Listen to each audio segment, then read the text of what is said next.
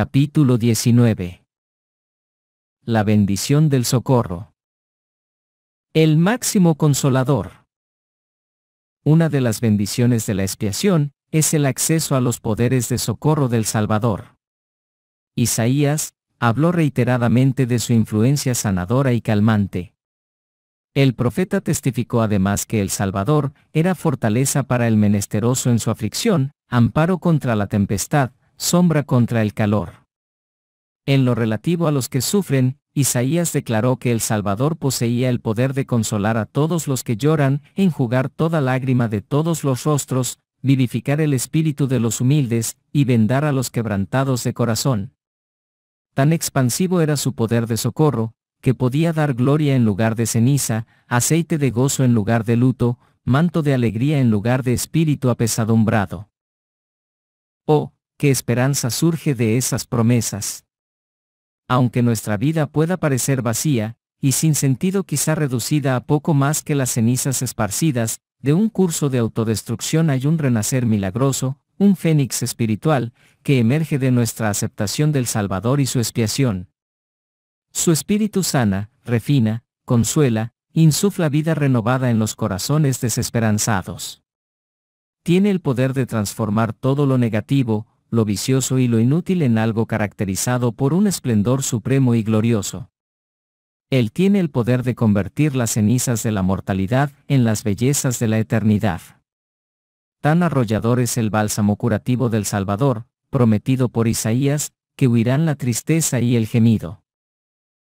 Aunque el Salvador sabía todas las cosas en el Espíritu, también era conocedor de los dolores, las debilidades y las tentaciones del hombre en la carne. Nunca permitió que el poder divino lo aislara, cuando anduvo por los caminos que pisaban los mortales. El Salvador optó por permitir que todos los dolores, aflicciones y debilidades del hombre surcaran y envolvieran su cuerpo físico.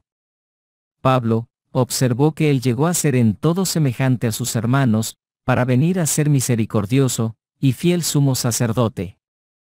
El fuego purificador de la experiencia humana confirmó en su naturaleza divina la ternura del corazón, la suavidad del alma, las cuales hicieron al Salvador, además de misericordioso y omnipotente, compasivo. El elder Neal Maxwell arrojó luz sobre la relación existente entre la expiación y los poderes de socorro del Salvador. Su empatía y capacidad para socorrernos en nuestras enfermedades, tentaciones o pecados se demostraron y perfeccionaron en el proceso de la gran expiación. Y añadió: la maravillosa expiación dio lugar, no solamente a la inmortalidad, sino también a la perfección definitiva de la capacidad empática y ayudadora de Jesús. William Wordsworth ofreció un pensamiento coherente con esto en su poema Character of the Happy Warrior. Más diestro conocedor de sí mismo, incluso más puro, más tentado, más capaz de aguantar, más expuesto a sufrimiento y a aflicción, por ende, también, más despierto a la ternura. El Salvador es un Dios, cuyos milagros estaban motivados por la compasión. Un Dios que entabló amistad con mortales. Un Dios que lloró ante el sufrimiento humano. Un Dios que vivió una vida de intimidad, no de distanciamiento, con respecto a sus homólogos humanos. Nuestro Señor es un Dios personal, amoroso, bondadoso, que es también nuestro amigo, hermano, abogado y salvador. ¿Qué misericordia y compasión llenan su alma? Isaías lo sintetizó bien. Cantad alabanzas, oh cielos, y regocíjate, oh tierra, porque Jehová ha consolado a su pueblo y de sus pobres tendrá misericordia. El Salvador no era un observador aislado en una torre de marfil, ni un capitán de la retaguardia. No era un espectador, ni un sumo sacerdote que no pueda compadecerse de nuestras flaquezas, sino uno que fue tentado en todo según nuestra semejanza, pero sin pecado. Pablo continúa su explicación así: pues por cuanto él mismo padeció siendo tentado, es poderoso para socorrer a los que son tentados. El Salvador era un participante activo, un actor principal, quien, además de entender nuestra triste situación intelectualmente, sintió nuestras heridas porque se convirtieron en sus propias heridas. Él tuvo experiencia directa en las trincheras. Él sabía según la carne cómo socorrer a los de su pueblo, de acuerdo con las debilidades de ellos. Él podía consolar con empatía, no solo con simpatía, a todos los humildes. Por eso Pedro invitó a todos los santos a poner toda su ansiedad sobre Él, porque Él tiene cuidado de nosotros. El Salvador era ciertamente lo que el presidente Ezra Taft Benson denominó el máximo consolador. Mormón, en sus últimas palabras en la tierra, le habló a su hijo Moroni. Aludió a las atrocidades de los lamanitas, para agregar una sorprendente condena de su propio pueblo. Mas no obstante esta gran abominación de los lamanitas, no excede a la de nuestro pueblo. La inmoralidad, el asesinato, la tortura, la perversión lo habían hecho todo. Mormón reconoció que eran como bestias salvajes. Era incapaz de encomendarlos a Dios, no fuera que Dios lo castigara. Ese era el panorama desolador. En circunstancias tan calamitosas, ¿podía Mormón ofrecer alguna esperanza a su fiel hijo Moroni?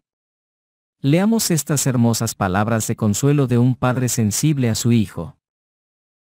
Hijo mío, sé fiel en Cristo.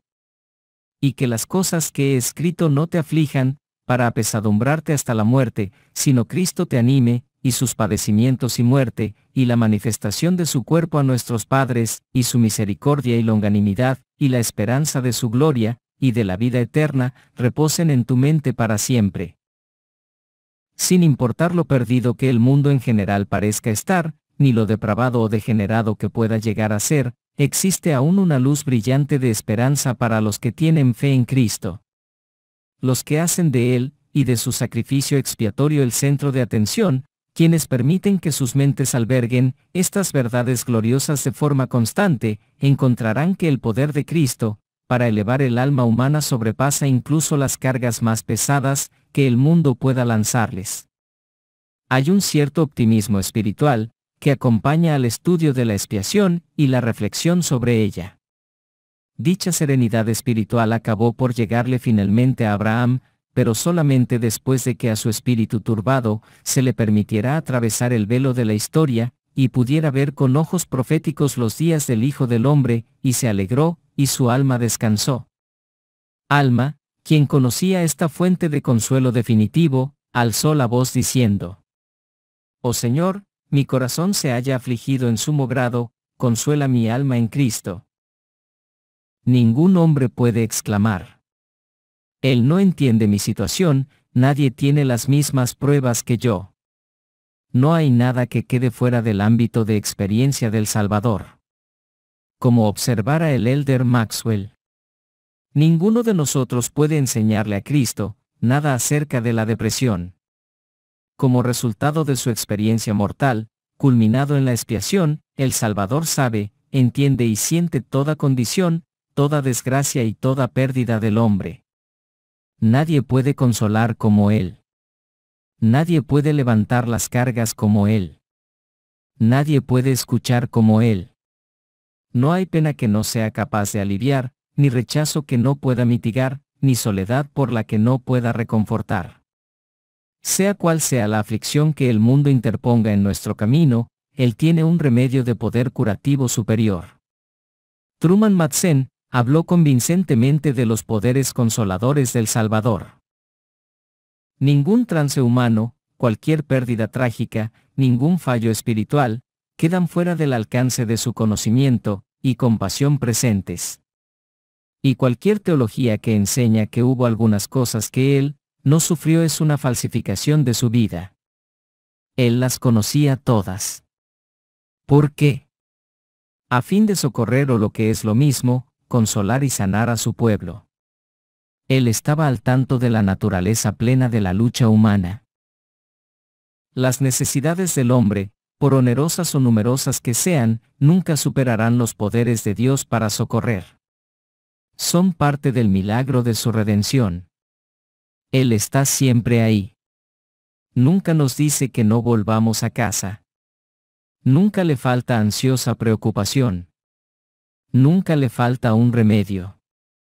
El amor y la compasión del Salvador siempre circunscribirán toda necesidad real e imaginaria del hombre. Nos regocijamos en su invitación y su promesa gloriosas. Venid a mí todos los que estáis trabajados y cargados, y yo os haré descansar. De igual manera, esto forma parte del poder y la bendición de la expiación. Socorrer a los que lo necesitan. Esa era la esencia del mensaje de Alma a los oramitas. Les enseñó acerca de la expiación, les exhortó a plantar esta palabra en sus corazones, y concluyó. Y entonces Dios os conceda que sean ligeras vuestras cargas mediante el gozo de su Hijo. Cuanto más fácil es seguir y amar a un líder que ha sentido todo lo que hemos sentido, y más uno que, además de simpatizar, también siente empatía por nuestra causa. Si bien el Salvador puede haber sabido todas las cosas en el Espíritu, incluidas las angustias de la carne, el hecho de haber tomado un cuerpo de carne y hueso, y sufrir después las humillaciones del hombre, aumenta tanto nuestro afecto por el Salvador, como nuestra capacidad de identificarnos con él. El Elder Maxwell cita a G.K. Chesterton en este aspecto: ningún monarca misterioso, escondido en su pabellón estrellado en la base de la campaña cósmica, se parece en lo más mínimo al caballeresco y celestial capitán que porta sus 5 heridas en el frente de batalla. Ese es el líder herido al que tenemos la fortuna de seguir. Ese es el líder herido que nos socorre en nuestras propias heridas.